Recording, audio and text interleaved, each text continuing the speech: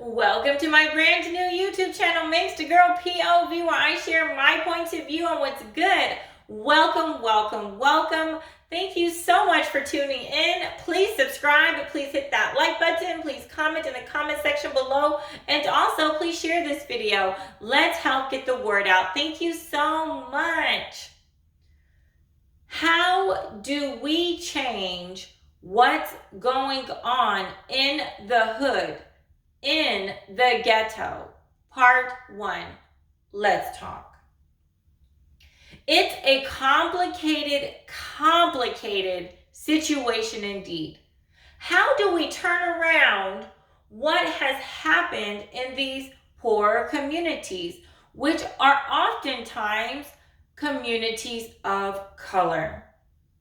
What's been going on in the hood is nothing new. It's generational at this point in time. So it would likely take at least one generation or maybe two to really try to begin tackling the very sad and tragic things that are happening there. Let's take a moment and look back in time. Why is it that back in the day, when there were terrible things like segregation and the Jim Crow laws, it appears that the African American family was able to stay more intact? You'd hear of people being married for their whole lives. You'd hear that most of the children were born during their parents' marriage. The men and women weren't going around making babies with this person and that person and with the next person. The fathers didn't appear to be missing in action. They weren't going around trying to kill one another. Their Black lives mattered to each other back in the day. Where did things go so terribly wrong? But as soon as African Americans got their civil rights, their families began to unravel. Why is that? I believe it was during the baby boomers generation where things began to really go downhill for the African American community. They, the baby boomers, kind of set the African American community on the path that it is currently on. Think about it. That's when the government really stepped in to start making people become more dependent on them through all of their ridiculous programs. Drugs and alcohol came into those communities. Liquor stores popped up practically on every corner. Drug dealing became a job for some people.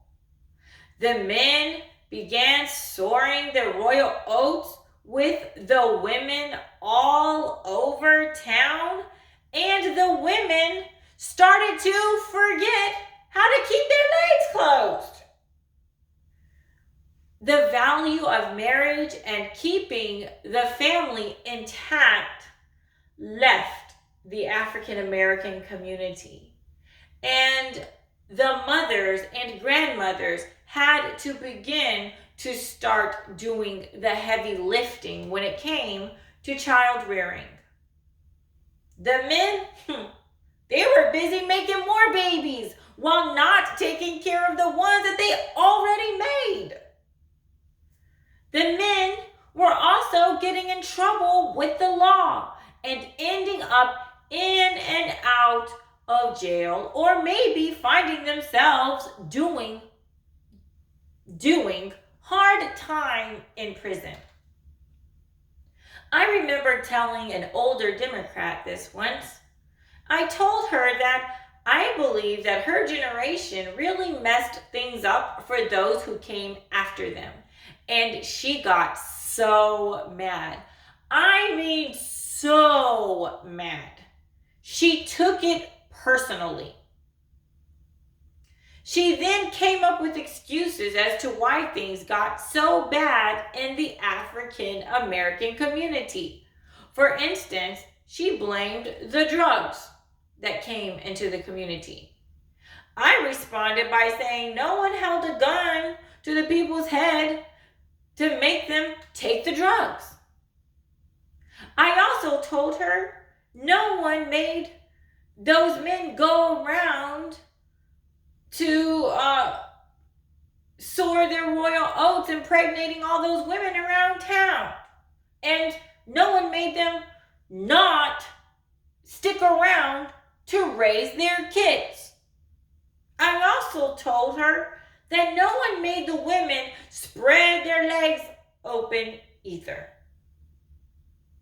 All of these things which are still going on today.